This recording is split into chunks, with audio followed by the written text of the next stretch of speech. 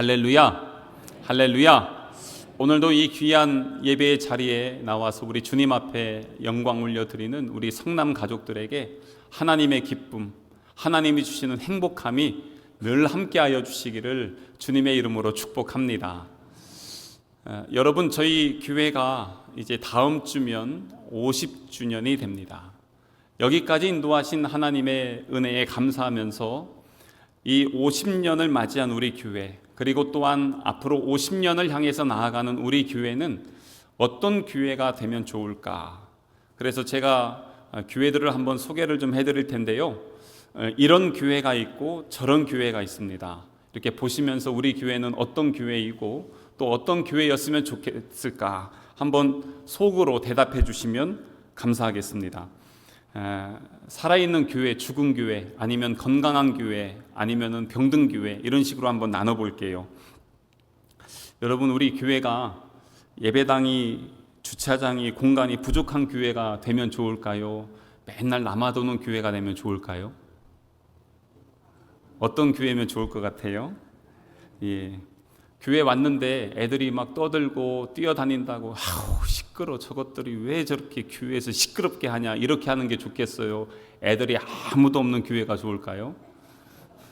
어느 교회가 좋아요? 우리 교회가 일꾼이 부족해서 일꾼도 좀 더 많았으면 좋겠다, 이러면 좋을까요? 일꾼이 남아돌아서 내가 뭘 해야 될지 몰라서 헤매는 사람들이 많은 교회면 좋을까요? 우리 교회가 주일을 열심히 해서 날마다 예산이 부족해서 이거 어떻게 해야 되나 기도하며 간구하며 나아가는 교회가 좋을까요? 남아도는 재정 때문에 이거 어디다 써먹어야 되나 고민하며 갈등하는 교회가 좋을까요? 우리 교회가 새로운 성도들 때문에 저분은 도대체 누구십니까? 얼굴도 가끔 못 알아보고 그러면서 실수도 하기도 하고 그러는 교회가 좋을까요? 5년, 10년, 20년 지나도 그 성도가 그 성도고 그 사람이 그 사람인 교회가 좋을까요? 제가 전에 섬겼던 교회에서 그 지하철역 입구를 나오는데 저희 교회 성도가 저에게 전도를 주면서 예수 믿으세요 그러시더라고요. 그래서 저 이 교회 다니고 있습니다 이제 이러고 지나간 적이 있었어요. 성도들도 저를 못 알아보니까 이제 그랬었죠. 우리 교회가 배움과 섬김, 봉사, 이런 것들이 날마다 계속해서 일어나는 교회가 좋을까요? 할 일이 없어서 하나만 하면 나는 주의 일 다 했어 하면서 만족함을 누리는 그러한 성도들이 있는 교회가 좋을까요?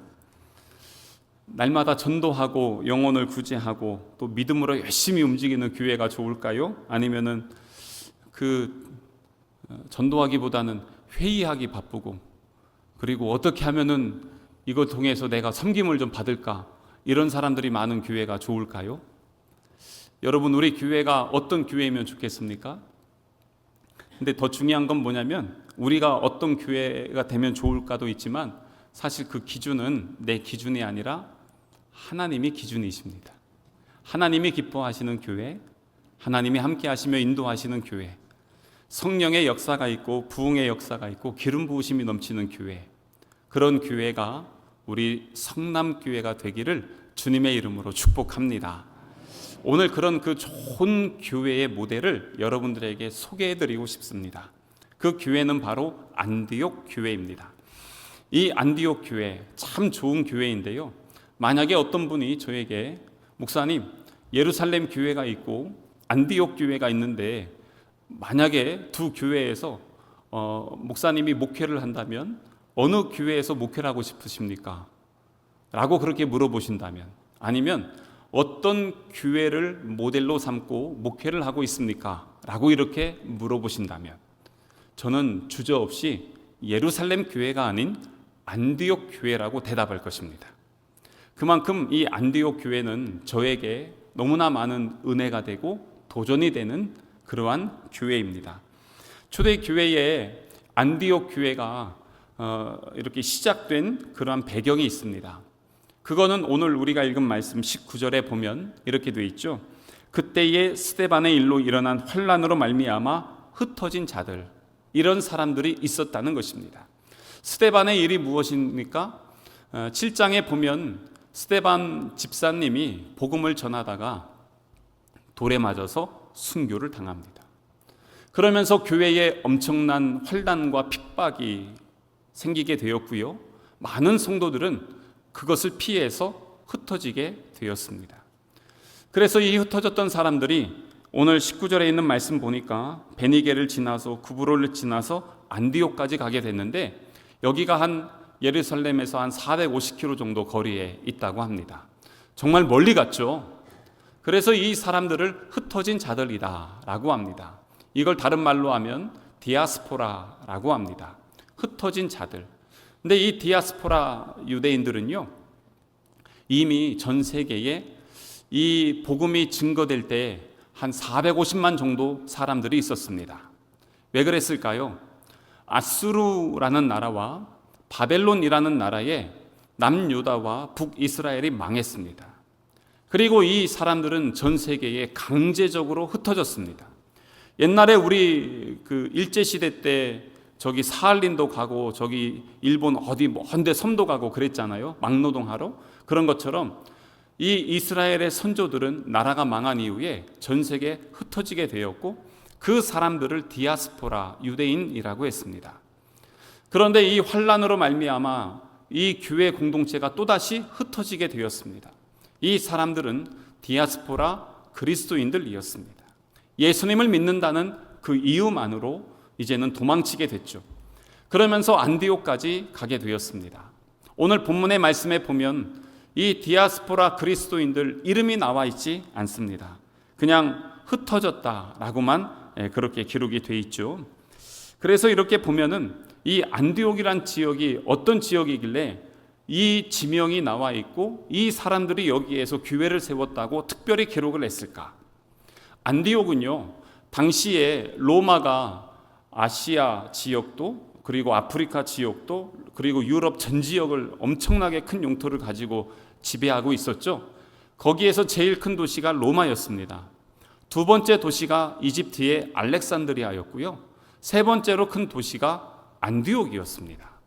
엄청나게 큰 도시였죠.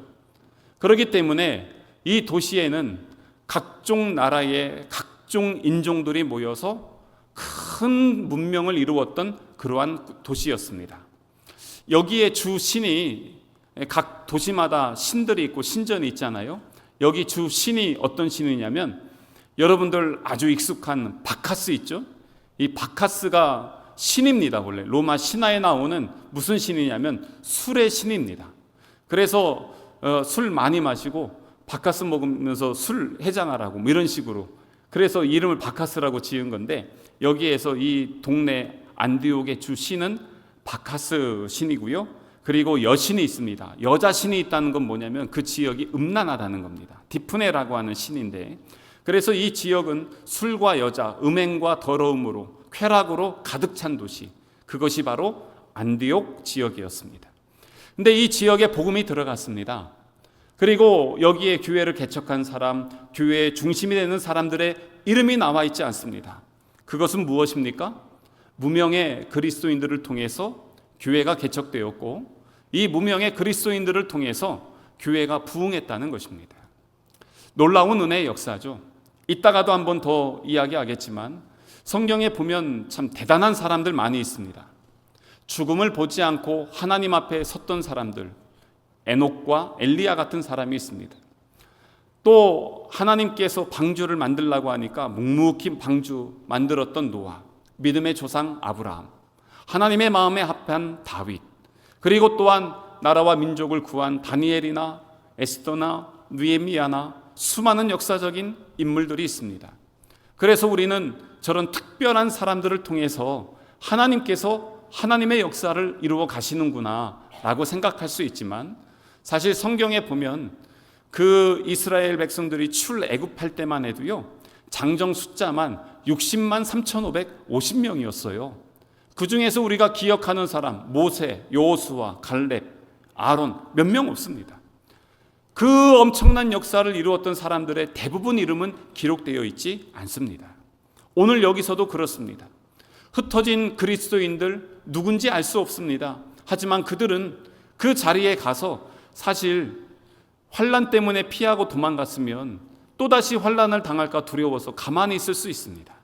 하지만 그들은 그 자리에서도 내 안에 있는 예수, 나의 생명되고 구원 되신 예수 그리스도, 이 복음을 포기하지 않았습니다. 가는 곳마다 증거했고 나누었고 계속해서 하나님의 역사를 이루었습니다. 그래서 오늘 이 19절에 있는 말씀 보면요, 거기에 뭐라고 되어 있냐면 끝에 유대인에게만 말씀을 전하는데, 왜냐하면 우선은 같은 동족이었고 또 복음을 전하다가 어떤 불상사가 생길지 모르기 때문에 조심하면서 복음을 전했습니다.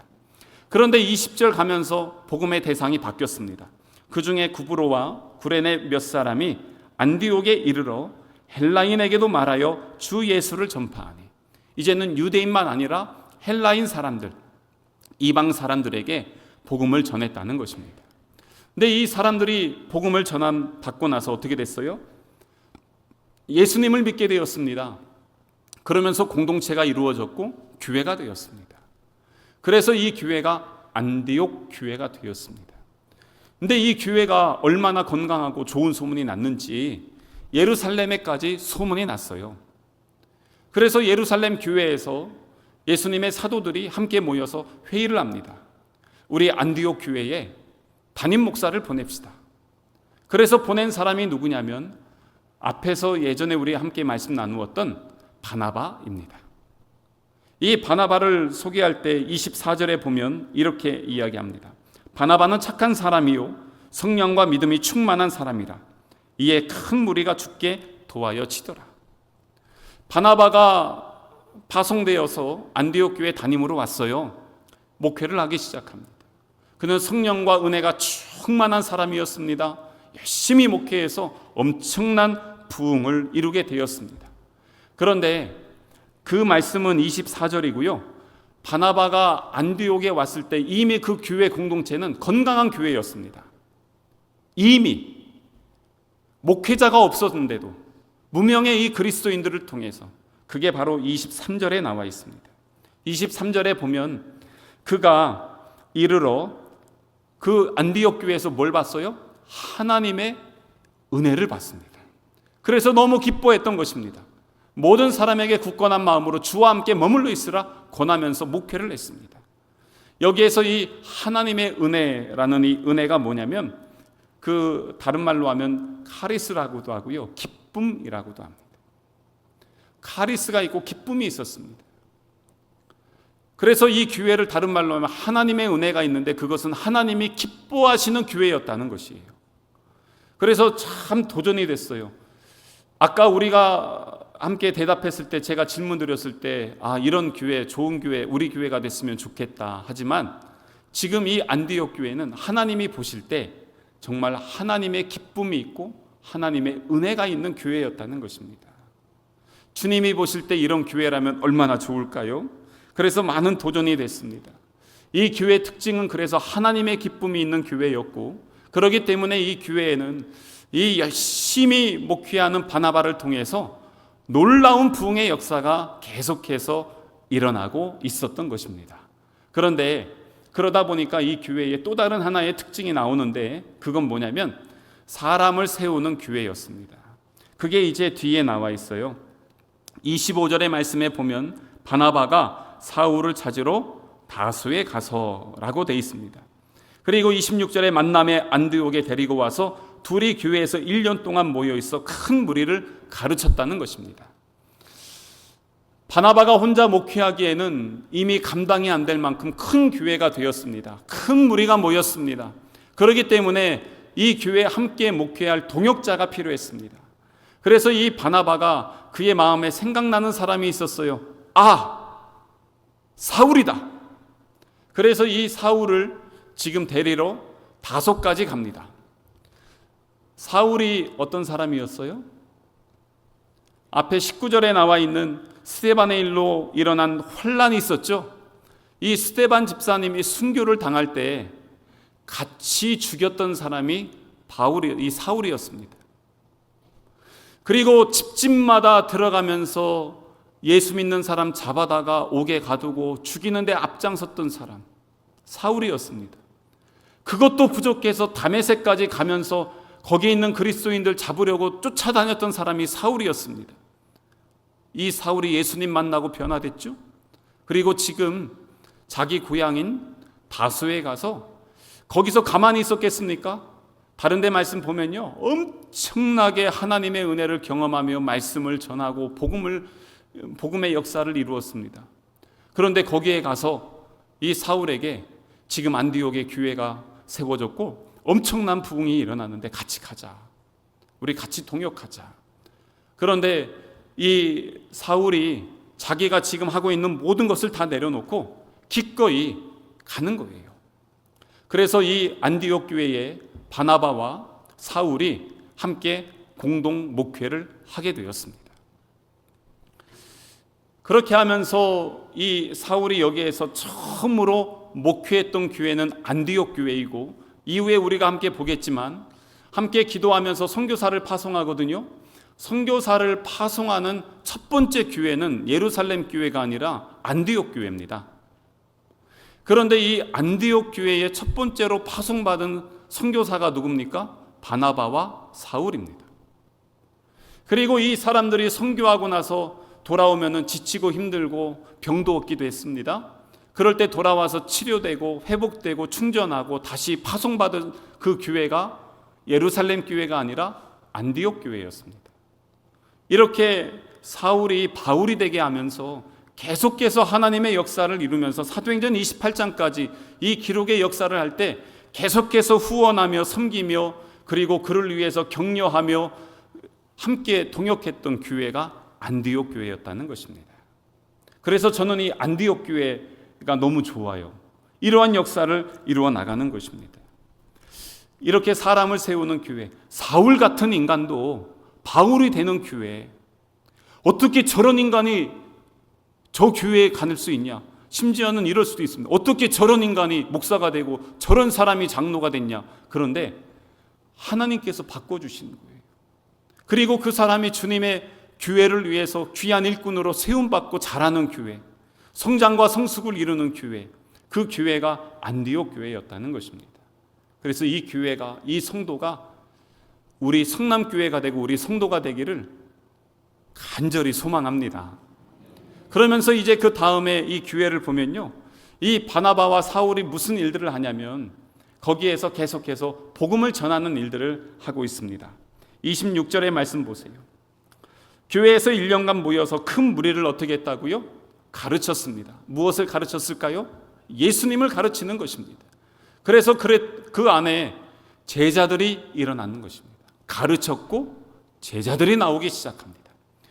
그동안의 제자는 누구였습니까? 예수님의 12 제자였습니다. 그런데 이제 이 제자라는 단어가 이 12 제자가 아닌 그 다음 사람들에게까지도 제자라는 호칭이 이제는 붙여지기 시작합니다.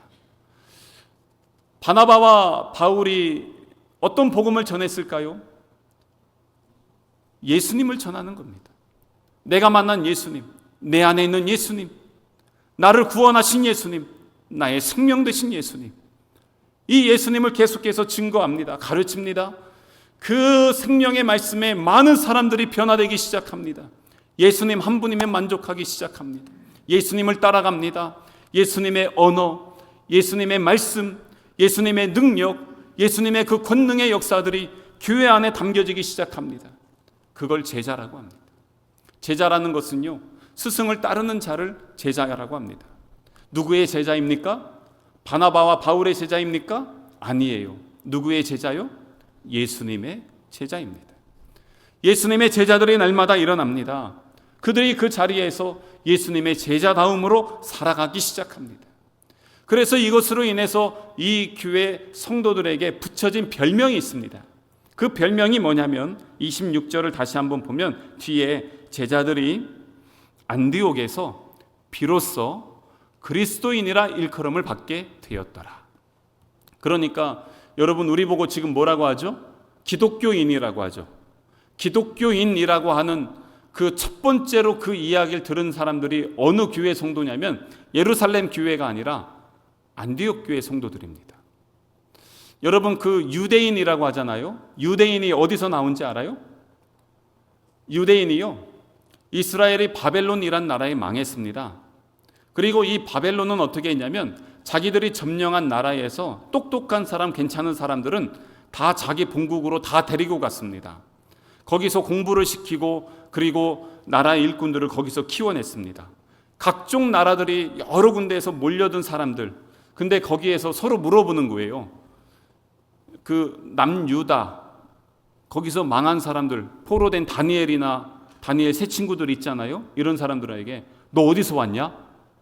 나 그 유다에서 왔어. 아 그래? 니네들 유대인이구나.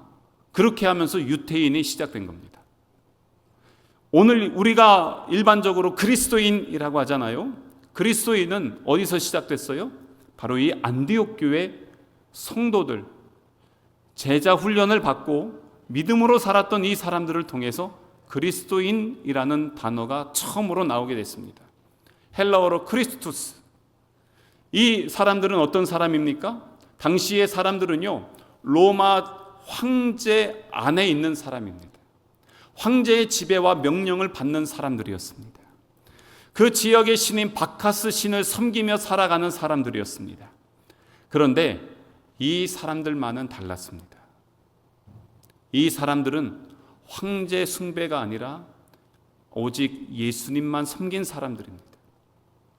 바카스 신을 섬기고 음란한 가운데 빠진 것이 아니라 예수님을 섬기며 경건하며 순전하게 믿음으로 살았던 사람들, 그 사람들을 그리스도인이라고 하는 것입니다. 그들이 정직하게 살았습니다. 성품이 원래 정직한 것이 아니라 예수님 때문에 정직하게 살았던 것입니다. 그들의 말과 행함과 언어가, 삶의 방식들이 세상에 있는 사람들과 달랐습니다. 원래부터 유별난 사람들이 아니라 예수님 때문에 변화된 사람들이었습니다.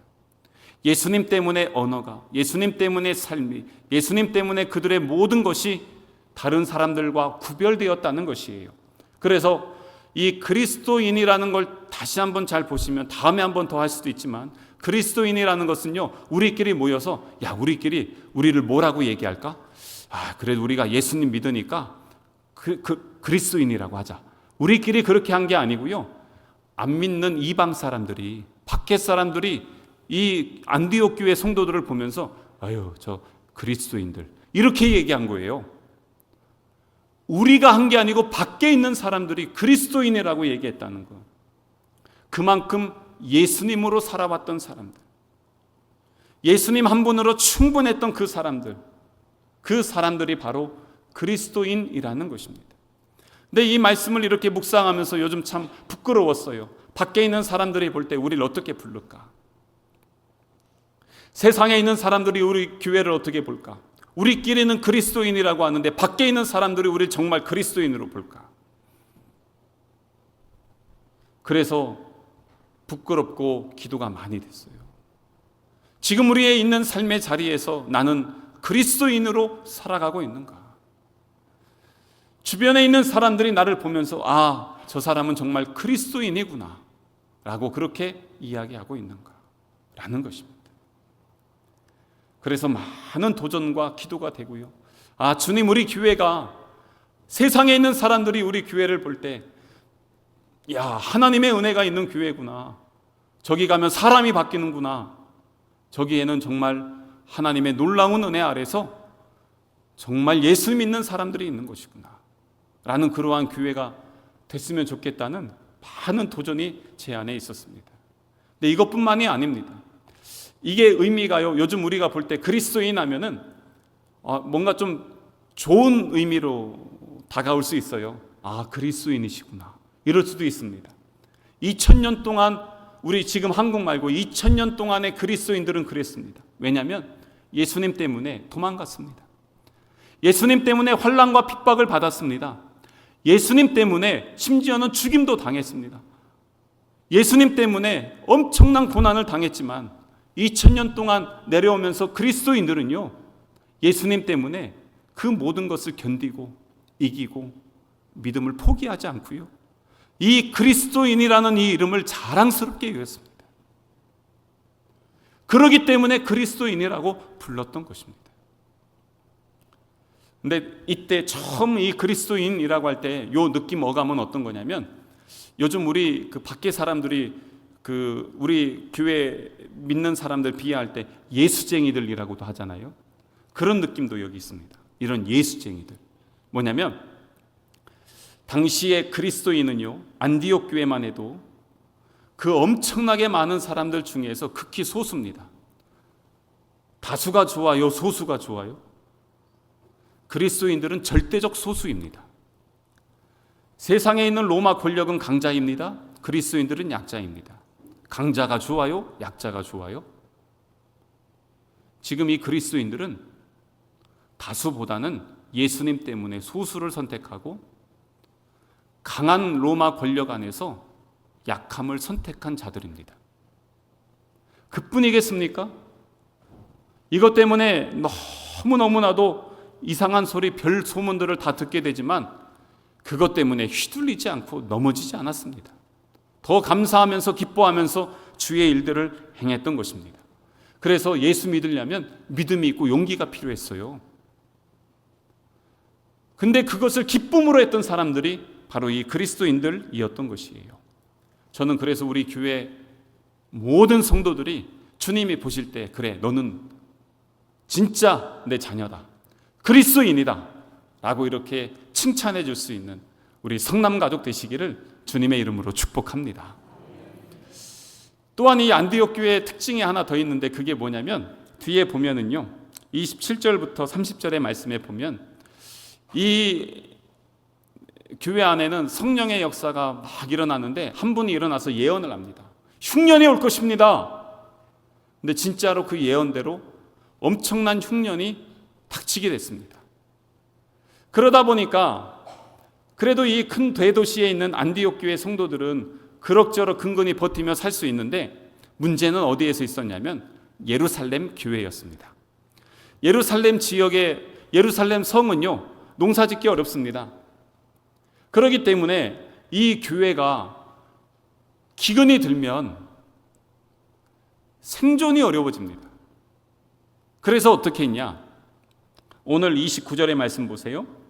제자들이 각각 그 힘대로 유대 사는 형제들에게 부조를 보내기로 작정하고, 그 그리스도인이라고 하는 이 제자들이 각각 자기가 할 수 있는 만큼 해서 부조를 보냅니다. 이게 뭐냐면 선교 헌금입니다. 그러니까 최초로 선교 헌금 보낸 교회가 어디입니까? 안디옥 교회입니다. 그래서 선교 헌금을 보내게 되는데 이걸 누가 가게 되냐면 30절에 있는 말씀에 보니까 이를 실행하여 바나바와 사울의 손으로 장로들에게 보내니라. 그래서 어떻게 되냐면 지난주에 우리 몇 주 전까지 말씀 나눴을 때 유대 예루살렘 이 성도들은요, 아직도 교회 안에 편협한 유대주의와 율법주의에 빠져있는 사람들이 아주 많이 있었습니다. 이방인, 이방교회 인정하지 않는 사람들도 있었습니다. 그런데 도리어 이방인 교회에서 예루살렘 교회에 선교 헌금을 보내는 겁니다. 이걸 통해서 뭐가 되냐면 이방 교회와 예루살렘 교회, 유대 교회가 이제는 돕고 나누며 그리스도 안에서 하나 되는 역사를 이루게 됩니다. 이걸 통해서 이방의 성도들이 예루살렘의 유대 성도들과 하나 되는 은혜의 역사가 이루어지게 되는 것이고요. 이 매개체가 누구였습니까? 바나바와 사울이었습니다. 사울이 어땠습니까? 예전에는 이 예루살렘 교회 안에 있는 성도들 잡아서 옥에 가두었던 인간인데 지금 그 인간이 선교 헌금을 들고 예루살렘 교회로 가고 있는 거예요. 그리고 거기서 그걸 전달합니다.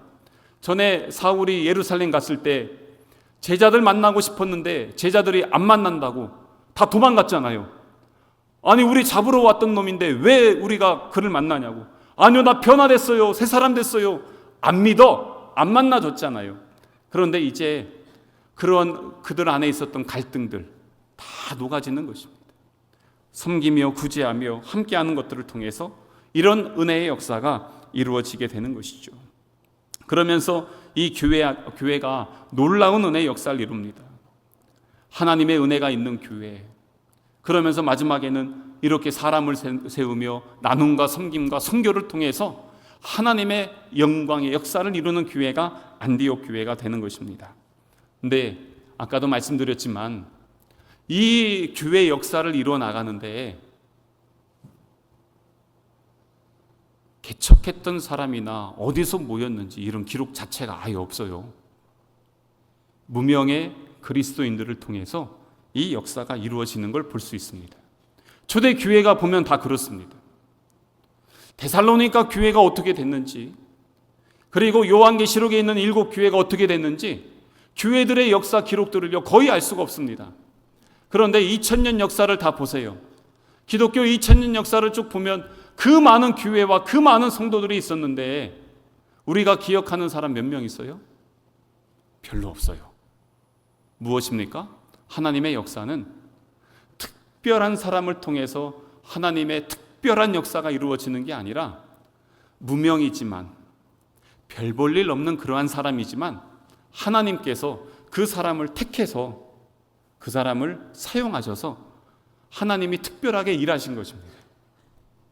그래서 그 사람을 높이는 것이 아니라 누굴 높이냐면 그 사람을 통해 일하시는 하나님을 높이는 것이 바로 하나님의 영광의 역사인 것입니다. 무명의 그리스도인들을 통해서 이 놀라운 역사들이 이루어지는 것이죠. 그래서 하나님은요 소수의 특별한 사람만 사랑하는 게 아니라 요한복음 3장 16절 보세요. 하나님이 세상을 이처럼 사랑하십니다. 우리 모두를 사랑하시고 우리 한 사람 한 사람의 작은 헌신과 섬김도 우리 주님은 기뻐하시며 기억하시며 교회의 주춧돌로 그 모든 것을 사용하여 주신다는 것입니다. 그러한 역사를 통해서 50년의 역사를 쫙 되돌아볼 때 우리 교회에 기억될 만한 이름들은 있지만 그래서 다시 한번 우리가 정리하면서 그분들을 통해서 하나님의 교회를 세우신 우리 하나님의 은혜의 역사, 그것이 얼마나 감사한가. 50주년을 이렇게 하나님께 영광 올려드리고 다음 주에 우리가 희년의 예배를 올려드리면서 50년, 100년 주님 다시 오시는 그날까지 건강한 교회, 주님이 기뻐하시는 교회, 사도행전적 교회, 바로 그 교회, 희년의 공동체를 이루어 나가는 우리 성남 가족 되시기를 주님의 이름으로 축복합니다.